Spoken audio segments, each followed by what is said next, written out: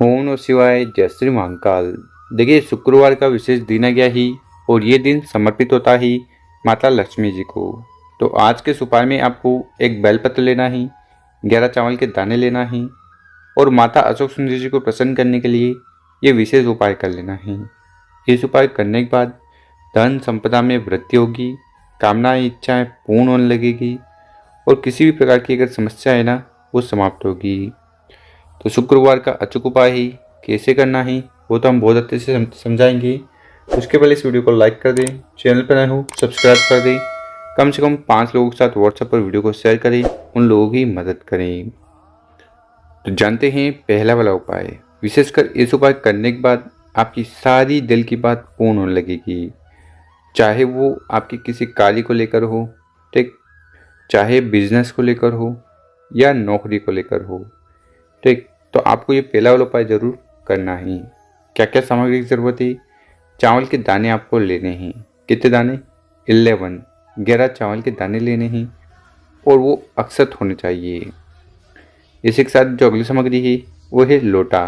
तो आपको इस प्रकार से तांबे का लोटा लेना है और उसमें आपको अपने घर से, किचन से शुद्ध जल भर लेना है।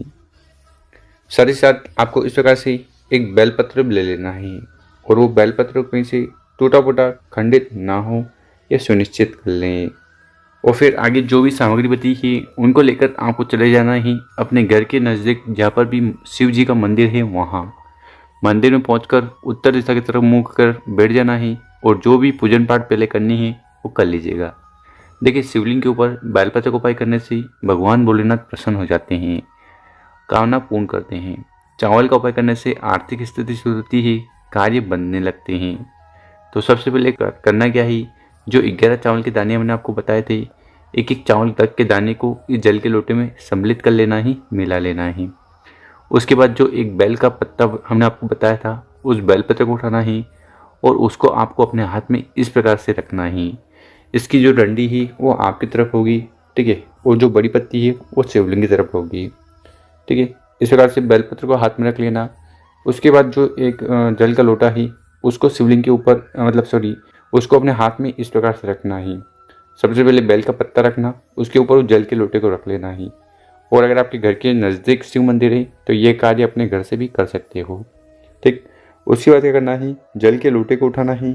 सबसे पहले थोड़ा थोड़ा जल करके शिवलिंग पर उड़ल देना ही, पंचाक्षर षडाक्षर मंत्रों का स्मरण करते हुए, ठीक है।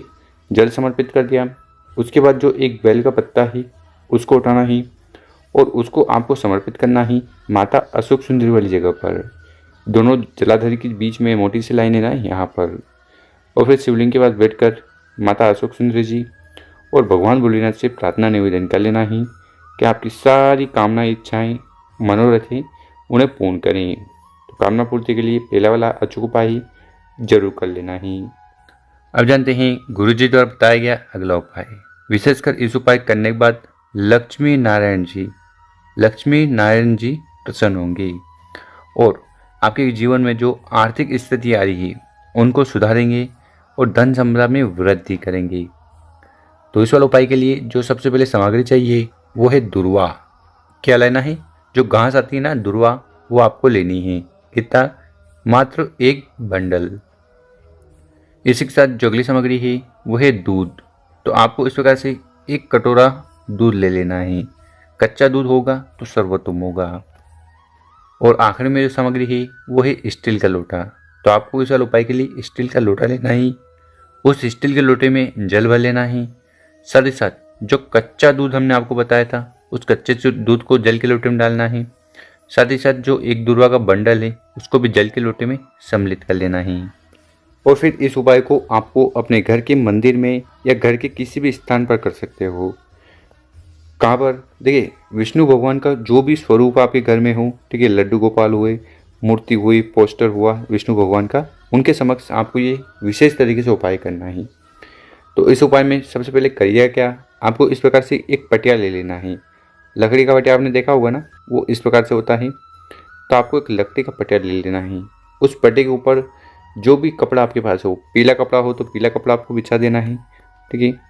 और अगर लाल कपड़ा है तो लाल कपड़ा भी बिछा सकते हो। तो इस प्रकार से आपको सबसे पहले पटिया सजा लेना है। फिर गेहूँ वगैरह रख लेना है, उसके बाद आपको इस प्रकार से मूर्ति का या पोस्टर या जो भी है उसका विराजमान कर देना है। साथ ही साथ जो भी हार फूल करना है वो भी आप कर सकते हो, ठीक। और आरती वगैरह कर लेना है। अब आखिरी में क्या करिएगा, जो हमने आपको दुर्वा बताई थी, ठीक है, हरे कलर की दुर्वा होती है ना, उस दुर्वा के बंडल को उठाना है और वो जो जल है वो जल आपको छिड़कना है। किसके ऊपर? विष्णु भगवान की मूर्ति के ऊपर।